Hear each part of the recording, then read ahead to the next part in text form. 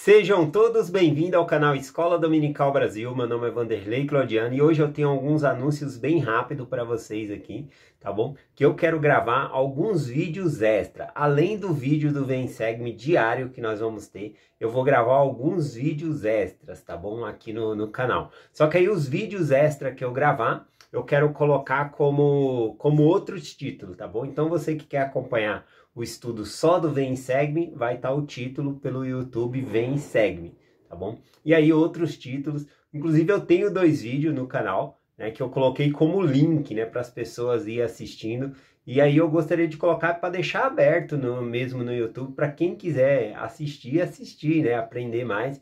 Então eu vou gravar alguns vídeos extra com alguns temas interessante. Por exemplo, Deus tem tocado muito forte no meu coração sobre eu compartilhar as lições missionárias. São 5, né? E essas lições missionárias, deixando no canal aqui, eu vou fazer uma playlist, pode ajudar aquelas pessoas que estão se preparando para ir para a missão, para saber as mensagens que vão ensinar no campo.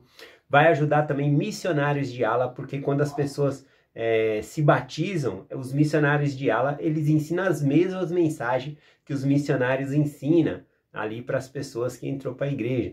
Então é um ponto de referência para vocês aprender e compartilhar quando tem esse chamado. E também você, né, que quer compartilhar o evangelho com outras pessoas, ou ir com os missionários, ou participar de uma lição com os missionários de modo online, né? Então você vai ter uma base do que é que os missionários vão ensinar.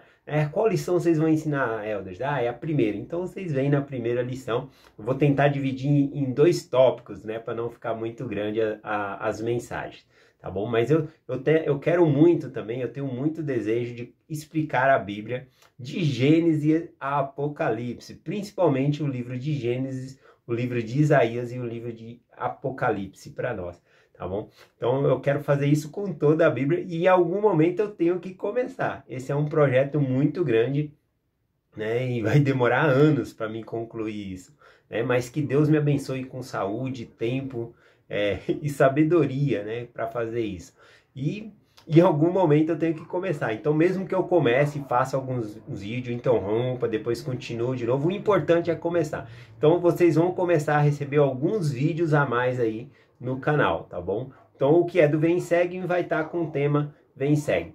E a proposta aqui no canal do estudo do Vem Segue é que vocês tenham pelo menos 10 minutos reservado para nós estudarmos juntos, tá bom? Eu sei que muitas vezes eu passo dos 10 minutos, mas existe um termo, né, que nós falamos aqui em São Paulo, né? Não sei se é em todo lugar, mas não é tá enchendo linguiça, ou seja, não é preencher um tempo que eu quero. Realmente quando passa ali dos 10 minutos, vai um pouquinho mais, são conteúdos muito importantes que eu quero compartilhar com vocês. Então se você tem um tempinho a mais, fique comigo aí, a gente estuda junto. Se não tem tempo, né, ouça os 10 minutos, se der você volta outra hora e assiste o restante da mensagem.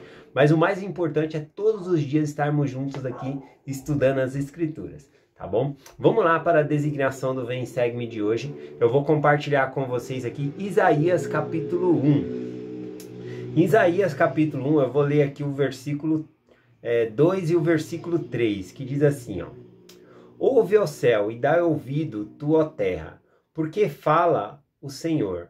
Criei os filhos e fiz crescer, e eles se rebelaram contra mim. O boi conhece o seu possuidor, e o jumento a manjedoura do seu dono. Mas Israel não tem conhecimento, o meu povo não entende. Bom, aqui o Senhor, ele fala que ele criou os seus filhos e ele cuidou de nós, fez crescer. Ele não somente nos criou, né, e deixou a esmo, mas ele cuida, nutre a gente e cuida de nós. E aí ele fala que no final eles ficaram rebeldes, se revoltaram contra o Senhor. E aí ele faz um elogio aqui a 2 animais, né? Ele fala que o boi, ele conhece o seu Senhor. Olha só, né? E que o jumento conhece a manjedoura do seu dono ali, né? E eles obedecem, né? Eles ouvem a voz e obedecem ali. O boi, por exemplo, né? Ele come pasto, mas quando o dono ali, ele chama ele, vai colocar uma casca de cana para ele moída ali, para ele comer ali no coxo dele, ele vem correndo, né? Fica feliz. Aí você pode pensar, o boi vem porque está sendo alimentado ali, mas o Senhor, ele cuida de nós sempre, sempre está nos alimentando. E aqui ele está falando que o povo de Israel, ele está pior do que os animais reconhecem o seu dono e o povo de Israel não reconhece o Senhor como seu Deus. Ou seja, eles caíam em idolatria, adoravam outros deuses e deixavam de guardar os mandamentos de Deus. Então aqui no capítulo 1 vai falando um pouco sobre isso. E aqui a partir do versículo 5 e 6 de Isaías 1, é mencionado aqui que o povo como se tivesse com uma doença, né? E ele fala de doenças de chagas apodrecidas, desde a planta do pé até o alto da cabeça. O que isso significa, né? Que a pessoa está machucada desde o pé até o alto da cabeça? Sim, mas também ele está falando no sentido da liderança. A cabeça significa os líderes, né? Por exemplo, na época do rei Acasa, que o rei Acasa era um rei muito iníquo, trouxe muita iniquidade a Israel. E também, não só Acasa estava iníquo, como todo o povo estava iníquo, tá bom? Então, por isso que ele fala, desde as plantas do pé, aqueles que eram liderados, como a cabeça. Todos estavam corrompidos ali, tá bom? Então, ele cita sobre isso aqui. E aí ele fala, né, que além de eles estarem com essas feridas que representam os pecados, eles não tratavam dessas iniquidades, né? Eles não passavam remédio, que no caso aqui ele menciona como óleo, né, para amolecer essas feridas, para espremer essas feridas, para curar. Eles não queriam fazer isso. Então o povo se achava em pecado. E agora eu vou compartilhar aqui no capítulo 1, a escritura do seminário, né? Uma escritura muito famosa aqui. Isaías capítulo 1, versículo 18. Diz assim: Vinde agora e arguir-me, diz o Senhor, ainda que vossos pecados sejam como a escarlata, eles se tornarão brancos como a neve. Ainda que seja vermelho como o carmesim, se tornarão como a branca lã. Então o Senhor fala aqui a respeito do pecado. Embora Israel esteja cheia de pecados, se eles vierem ao Senhor, ainda que os pecados deles, ou também os nossos, seja como vermelho escarlate, né? O vermelho escarlate é uma tinta na qual eles tingiam assim, o manto, os tecidos, né? De um vermelho tão vívido, né? Alguns falam até que não era mais vermelho, era tão vivo como se fosse um vermelho tão intenso, como se fosse roxo, assim, né? Não dava para tirar essa cor depois, né? Ele tingido ali durava anos, né? Não desbotava. Então ele falou, ainda que os pecados sejam tão vermelhos dessa intensidade, o Senhor fará com que se torne branco como a lã, como a neve, né? Olha só. Então é o poder da expiação de Jesus Cristo. Falando ainda aqui, né, sobre esse versículo, eu gostei aqui do versículo 8, que ele fala sobre essa destruição de Israel, tá bom? Por causa disso, ou seja, de Jerusalém. Tá no versículo 8, ele diz assim, ó: E a filha de Sião ficou como cabana na vinha, e como chopana no pepinal da cidade sitiada. Então aqui quando ele fala que a filha de Sião, é porque ele está vendo o futuro lá na frente. Ele sabe que a casa de Israel, né, que é ali o reino do norte, já foi levada cativa pela Síria, não voltou mais. E que agora a filha de Sião, Jerusalém, a casa de Judá, também está caindo no mesmo erro e vai ir para cativeiro, só que para Babilônia. Né? Então aqui com essa figura de linguagem que ele usa aqui, né? Que a filha de Sião, ou seja, Jerusalém, o povo de Israel, ele ficaria como uma cabana na vinha. O que é uma cabana na vinha? Quando chegava a época da colheita da vinha ali, para que não tivesse ladrões ir lá e roubar durante a noite, eles construíam cabanas no meio da vinha, tá bom? Para tomar conta. E depois que o fruto já era todo colhido, eles abandonavam, simplesmente abandonavam essas cabanas lá, tá bom? E aí então ele está falando que o povo de Israel, a filha de Sião, Jerusalém, ficaria abandonada, ou seja, não teria mais serventia nenhuma. E aí ele usa a linguagem duas vezes, né? Ele fala sobre a cabana de vinha, ou como a chopana de pepinal. A chopana aqui que ele fala também é o mesmo propósito, para guardar a vinha ali, só que é feita de madeiras velhas, rachadas, e depois é abandonada lá porque não serve para morar, tá bom? Então ele tá falando aqui que Jerusalém ficaria desolada, ficaria como se fosse largada às traças, né? Assim nós chamamos. Bom, mas voltando aqui na escritura do seminário, falando sobre o perdão dos pecados, o Senhor falou aqui, né? Agora, arguir-me, ou seja, argumentar, apresenta a tese. Por que eu devo perdoar os seus pecados, né? Seria como se ele estivesse falando assim. E aí ele começa nos versículos anteriores falar que o povo, eles iam fazer sacrifícios de animais, né? Para perdão dos pecados. Só que eles estavam já no automático fazendo isso. Ou seja, eles iam lá, sacrificavam animais pelos pecados que eles haviam cometido, e voltavam a praticar os mesmos erros, os mesmos pecados. Muitas vezes não dava nem tempo do sangue secar sobre o altar e eles já estavam cometendo novos pecados ali, tá bom? Então o Senhor ele pega e fala sobre isso aqui no versículo 12, né? Ele diz assim, ó, quando virdes para comparecer perante mim, quem requereu isso de vossas mãos?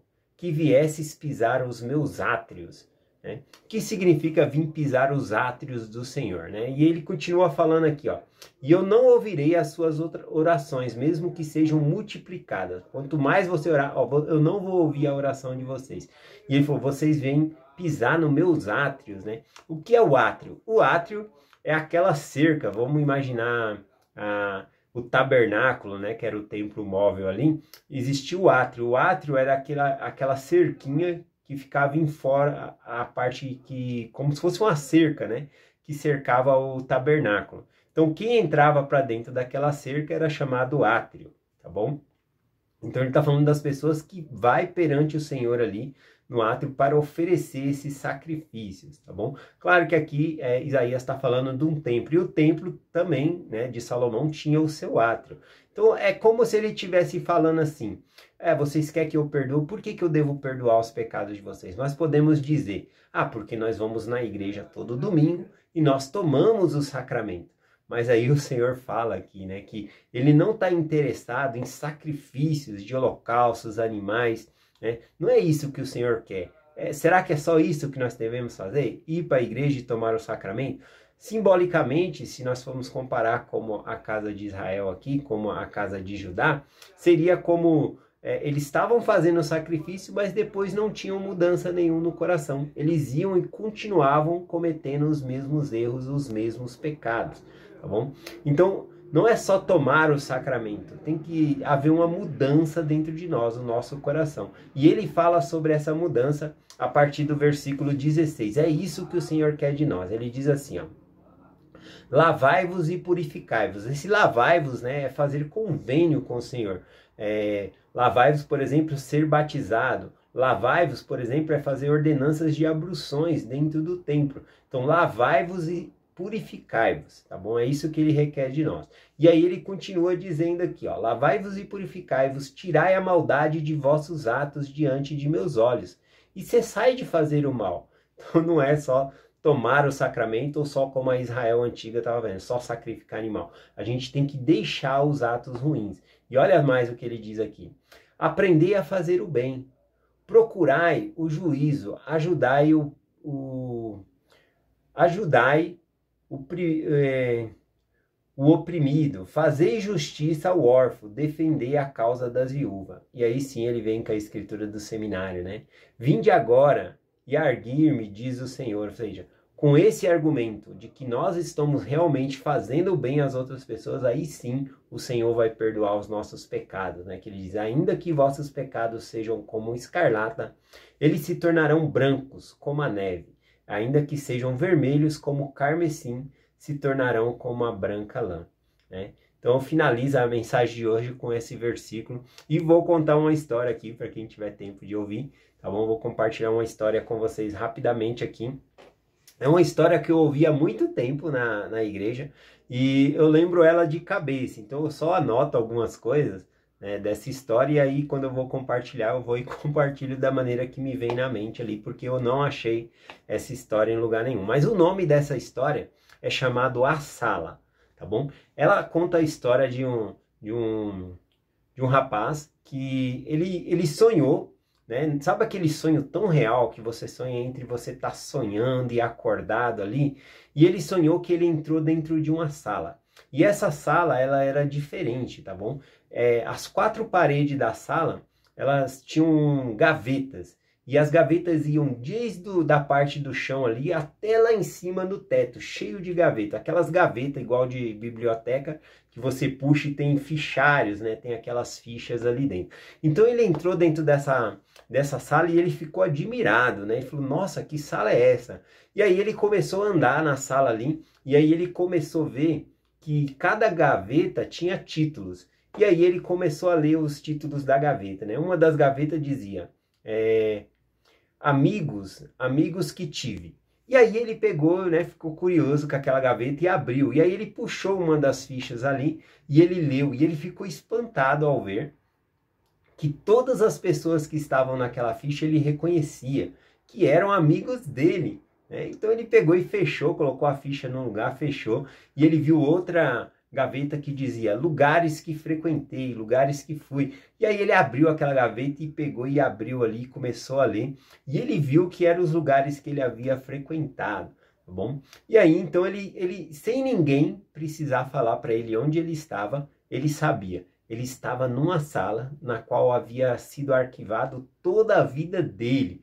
Olha só que interessante, ao ver a ficha ali, ele reparou que foi escrito com a própria letra dele. E no final tinha a assinatura do nome dele completa ali. Então ele sabia que aquela sala refletia os atos que ele havia feito na vida dele.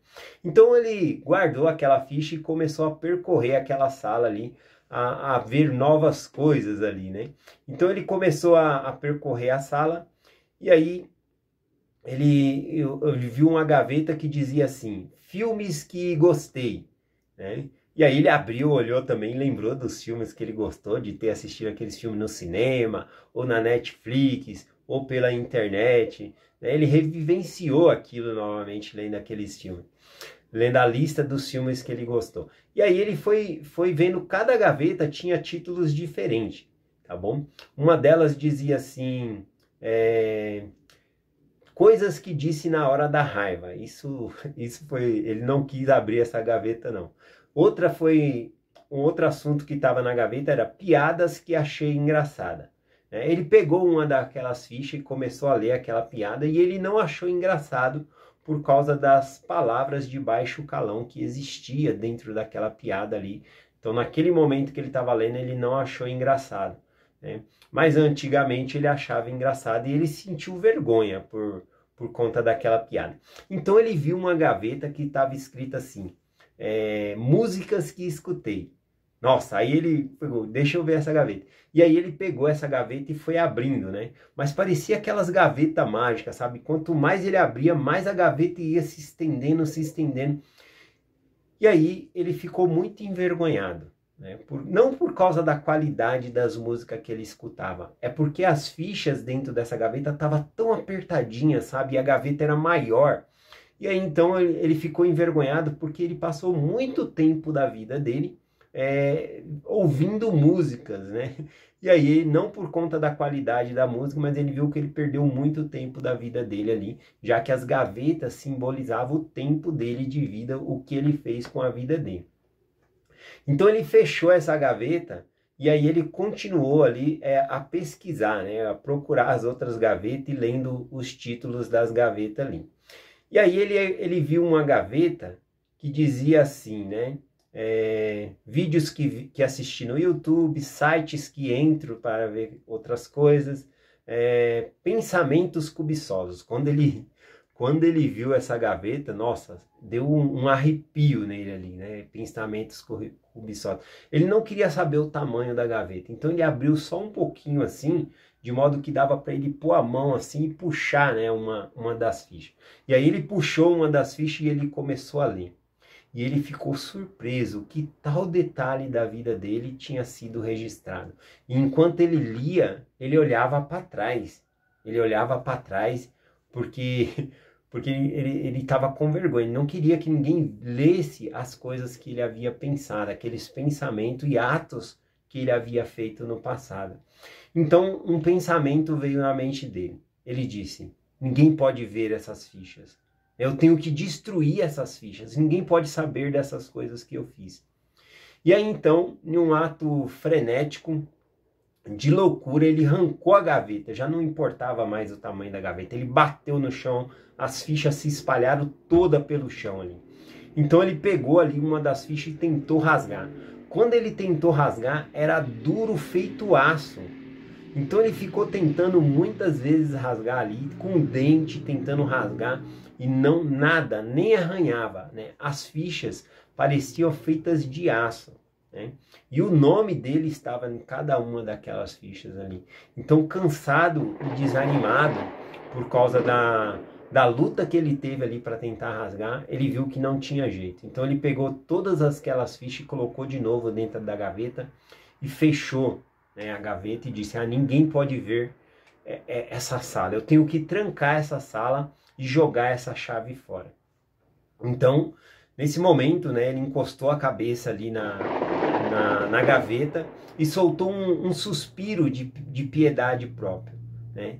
E aí, quando ele olhou para o lado, ele viu que uma outra gaveta estava com uma maçaneta mais brilhante, né? Mais bonita do que todas as outras. Então ele foi até aquela gaveta e o título dizia: Pessoas com quem compartilhei o Evangelho, né? Quando ele abre aquela gaveta, uma simples caixa, né, com uma folha só cai na mão dele, né? E dava para contar nos dedos de uma só mão quantas pessoas ele tinha compartilhado o Evangelho. E então veio as lágrimas e ele começou a chorar. E enquanto ele estava ali chorando,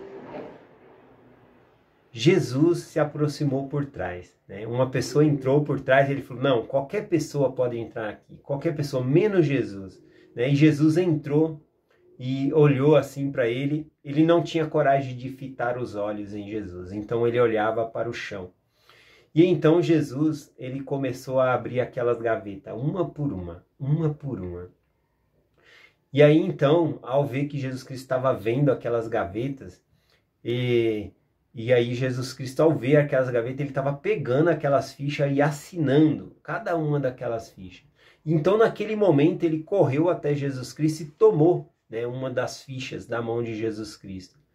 E quando ele olhou aquela ficha, ele viu que o nome de Jesus Cristo estava escrito em cima do nome dele, com um vermelho tão vívido, tão forte, que não dava mais para ler o nome do rapaz. Então ele pegou e disse para Jesus Cristo: não é justo.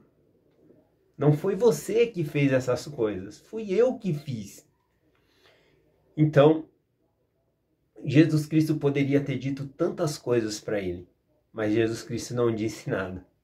Apenas pegou gentilmente as fichas da mão dele e ele continuou a ler cada uma das fichas e assinar, cada uma das fichas e assinar.